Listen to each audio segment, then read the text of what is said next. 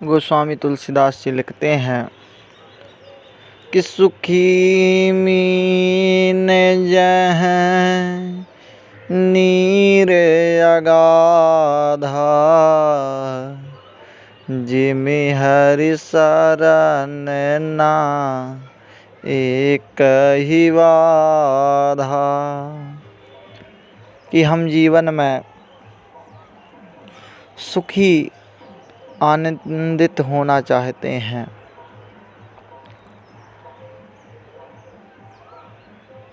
हमारे जीवन में मुस्कुराहट बनी रहे, हम कभी भी चिंतातुर ना हो, तो इसके लिए भगवत स्मरण ही है। भगवत शरण ही एकमात्र उपाय है जो सदैव हमें सुखी कर सकती है। अन्य कोई ऐसा साधन नहीं है। तो आनंद हम यदि जीवन में प्राप्त करना चाहते हैं तो भगवत शरणागति ही इसका एकमात्र उपाय है। और भगवान मर्यादा पुरुषोत्तम श्री राम की मंजुल मंगलमयी आनंदमयी रसमयी कथा को हम सब सुन रहे हैं। यह भगवान का अवतार ही सच्चिदानंद स्वरूप अवतार है। इसलिए राम कथा में प्रथम मंगलाचरण जब भगवान शशांक शेखर विश्वनाथ जी करते हैं तो सर्वप्रथम कहा, जय सच्चिदानंद जग पावन, अस कही चले मनोज न सावन। जय सच्चिदानंद, सच्चिदानंद स्वरूप तुम्हारी जय हो, सच्चिदानंद की जय हो। इस प्रकार कहते हुए भगवान शंकर जी जाते हैं। तो भगवान श्री राम और श्री कृष्ण दो अवतार हैं जो सच्चिदानंद स्वरूप हैं। इसलिए वेद व्यास जी महाराज भी लिखते हैं, सच्चिदानंद रूपाय विश्वोत्पत्त्यादि हेतवे, तापत्रय विनाशाय श्री कृष्णाय वयं नुमः। कि जो सच्चिदानंद रूप भगवान श्री कृष्ण हैं, मैं उनको प्रणाम करता हूँ।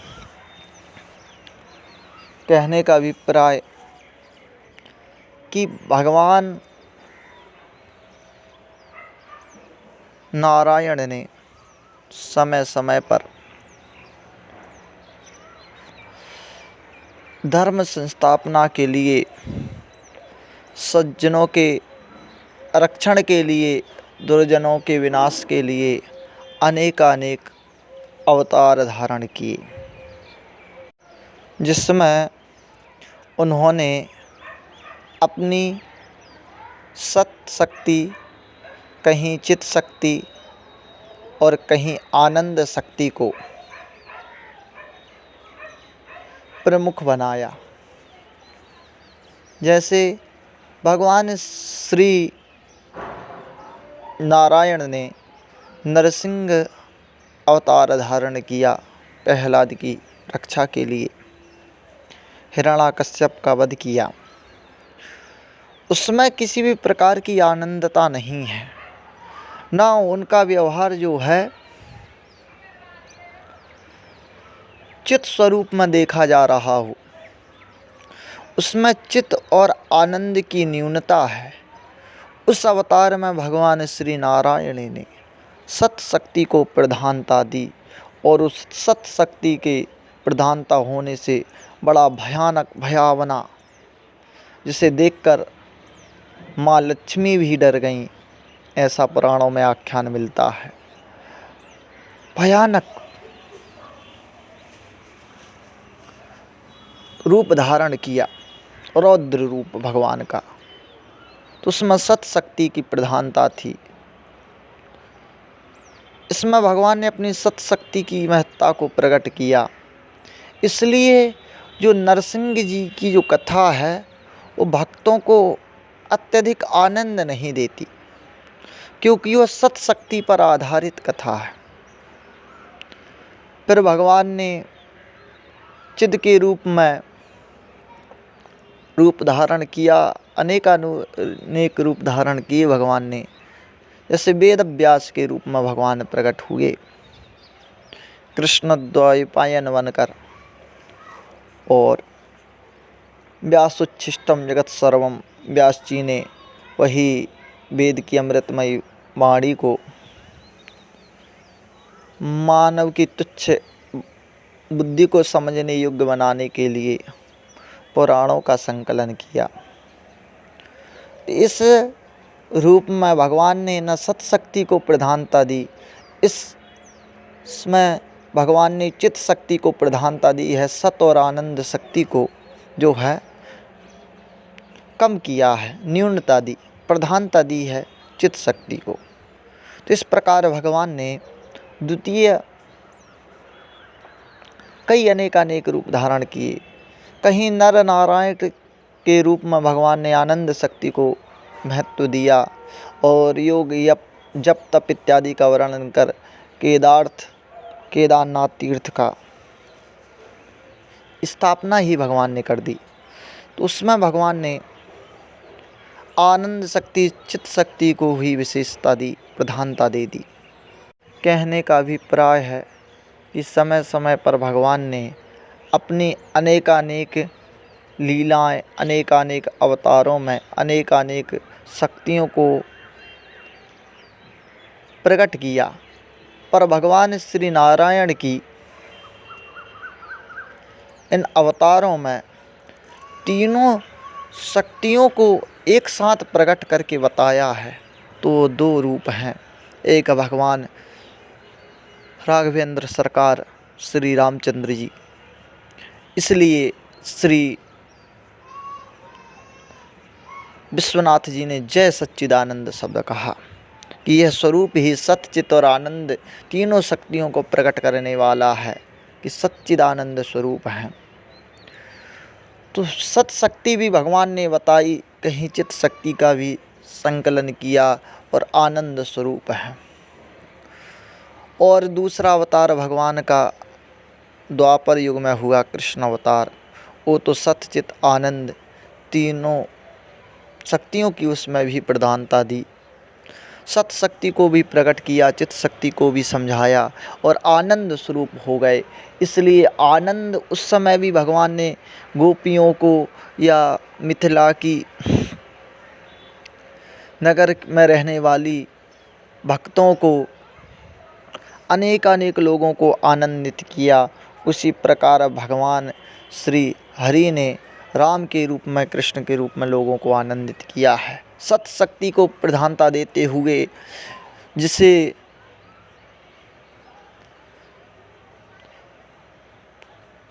परम विद्वान सर्वश्रेष्ठ वीर कुंभकर्ण इत्यादि, कुंभकर्ण रावण खरदूषण तिसरा इत्यादि को वध करके सत शक्ति को बताया।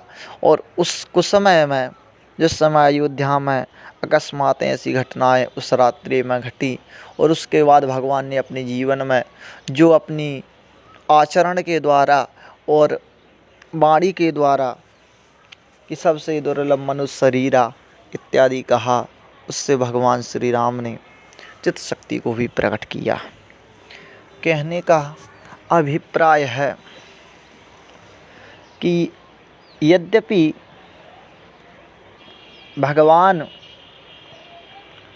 श्री राघवेंद्र सरकार के अनेक रूप अवतरित हुए, अनेक लीलाएं भगवान ने की,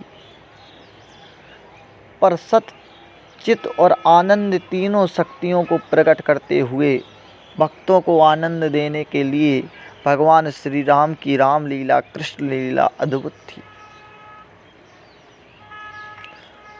अद्भुत लीला थी। उन्होंने भक्तों को बड़ा ही आनंदित किया है।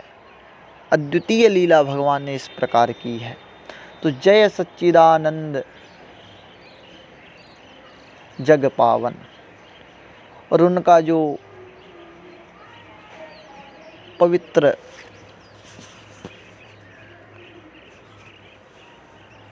गाथा है वह आज भी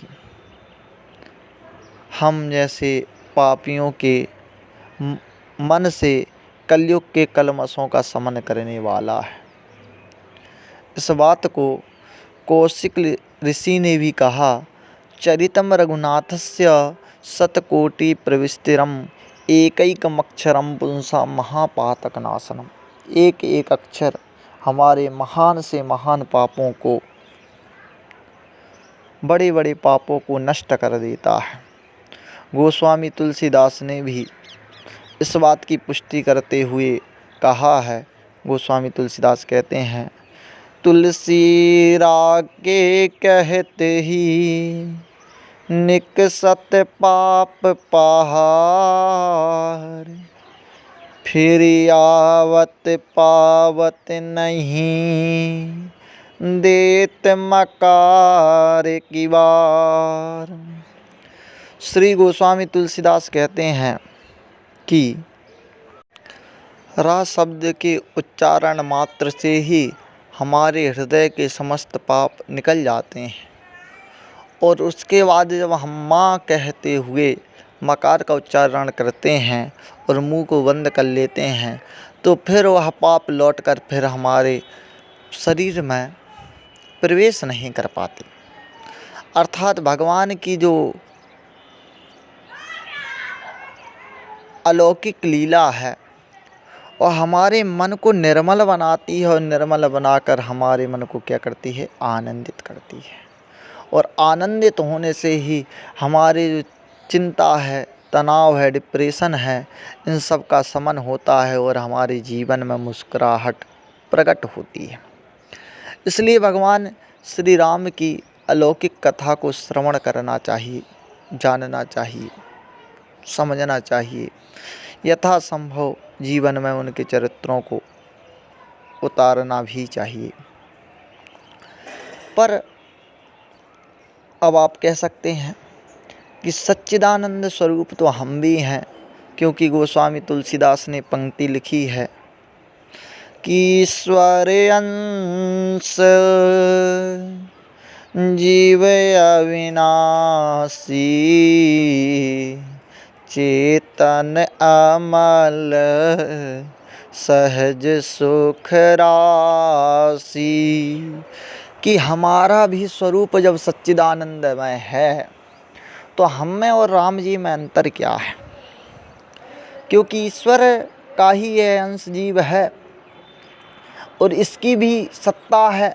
ना भावो विद्यते सतः, इसका कभी अभाव नहीं होता। शरीर छूट जाता है पर ये तो बना रहता है। सत चेतन, इसमें चैतन्यता है, तब ना यह संसार का प्रपंच देखने, सुनने, समझने में आता है। सहज सुख राशि, और हमें अनुभूति भी होती है सुख दुख आनंद इत्यादि की। तो हम में सहज सुख भी है, आनंद स्वरूप भी हैं। तो हम भी सच्चिदानंद हैं और भगवान राम भी सच्चिदानंद हैं। तो हम में और भगवान श्री राम में, कृष्ण में अंतर क्या है? तो गोस्वामी तुलसीदास जी महाराज ने भी इस अंतर को स्पष्ट करते हुए अयोध्या कांड में लिखा है कि चिदानंदमय देह तुम्हारी, विगत विकार सर्व भयहारी। हो सकता है अर्धाली में अनेकानेक प्रिंटों से अंतर हो जाता है कभी कभी। कहने का अभिप्राय है, अयोध्या कांड में पूज्यपाद गोस्वामी तुलसीदास जी लिखते हैं कि चिदानंदमय देह तुम्हारी, जो हमारा शरीर है यह पंच तत्वों से बना है। क्षितिजल पावक गगन समीरा, पंच रचिते है अधम शरीरा। और जो भगवान श्री राम का शरीर है वह 5 तत्वों से नहीं बना। उनका चिदानंदमय देह तुम्हारी आनंद और चिदमय भगवान की देह है, मणि के समान है। हमारे अंतःकरण में जो है और हमारा शरीर है, इनमें अंतर है। भगवान के अंतःकरण में, भगवान की आत्मा में और भगवान के शरीर में कोई अंतर नहीं है। हमारे शरीर में और हमारी आत्मा में बहुत अंतर है। हमारा शरीर और हमारी आत्मा अलग अलग है, पर भगवान का शरीर और भगवान का जो आत्मा है वो एक ही है। इसलिए व्यास जी लिखते हैं सच्चिदानंद रूपाय। सच्चिदानंद स्वरूप नहीं है भगवान श्री कृष्ण, स्वयं ही सच्चिदानंद रूप हैं, चिदानंदमय उनका शरीर ही है। तब गोस्वामी तुलसीदास जी लिखते हैं नव कंज लोचन कंज मुख कर कंज पद कंजारुणम। आप विद्वत श्रोता हैं, अनेकानेक वर्षों से भगवान की देदीप्यमान कथा को श्रवण कर रहे हैं और इस दास जैसे अनेकानेक वक्ताओं की वाणी से आप अपने श्रवणेंद्रियों को पुष्ट कर चुके हैं। विचार कीजिए, क्या किसी का शरीर कमल के समान हो सकता है? नहीं हो सकता। कमल जैसा कोमल किसी का भी शरीर नहीं हो सकता। कमल जितनी सुंदरता किसी के शरीर में नहीं आ सकती। पर क्यों? क्योंकि यदि वह लौकिक है तो, और यदि अलौकिक है तो उसमें अलौकिक छटा तो हो ही सकती है। उसी प्रकार भगवान श्री रामचंद्र जी का जो रूप है वह अलौकिक है। इसलिए उस अलौकिक रूप का ही वर्णन, श्रृंगार का वर्णन इस रामचरितमानस ग्रंथ में है। हमने कई संतों के मुख से श्रवण किया है कि वेद व्यास जी महाराज ने कहा, हे प्रभु, मैं पुराणों का संकलन करते करते आपके श्रृंगार का मैंने वर्णन उतना अधिक नहीं किया जितना मुझे करना चाहिए था। तो भगवान ने कहा कि हे वाल्मीकि, हे व्यास, तुम ही इस धराधाम पर तुलसीदास के अंशावतार के रूप में प्रकट होना और इसको पूर्ण करना, उस श्रृंगार का वर्णन करना। इसलिए रामचरितमानस में भगवान के श्रृंगार का बड़ा ही वर्णन है, दिव्य वर्णन किया है। अनेक प्रसंगों में भगवान के रूप माधुरी का ही वर्णन करते चले गए हैं। यह कारण है।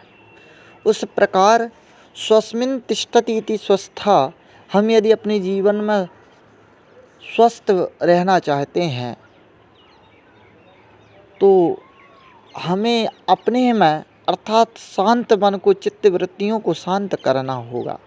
उस चित्त वृत्तियों को शांत करने का सबसे सहज, सरल, सुगम, सर्वोपलब्ध जो उपाय है वह भगवान श्री राम के गुणानुवादों का श्रवण है, कथन है, गायन है। इस कलिकाल में भगवान श्री राम के नाम का ही आश्रय है, भगवान श्री राम के चरणों का ही आश्रय है। श्री रामः शरणम समस्त जगताम रामम बिना का गति। राम के बिना इस जीव की कोई गति नहीं है। इसलिए सद्गति को प्राप्त करने के लिए हमारे जीवन में सद्बुद्धि हो, सामाजिक समरसता हमारे जीवन में प्रकट हो। इसलिए भगवान के सच्चिदानंद स्वरूप श्री राम के गुणानुवादों को सुनना चाहिए। इससे हमारा जो कलयुग के पाप हैं उनका शमन होता है, हमारा मन निर्मल होता है और फिर हमें आनंद की प्राप्ति होती है। तो सच्चिदानंद स्वरूप ही भगवान श्री राम हैं और सच्चिदानंद स्वरूप भगवान की स्तुति से ही हम अपने सत स्वरूप को समझ सकते हैं।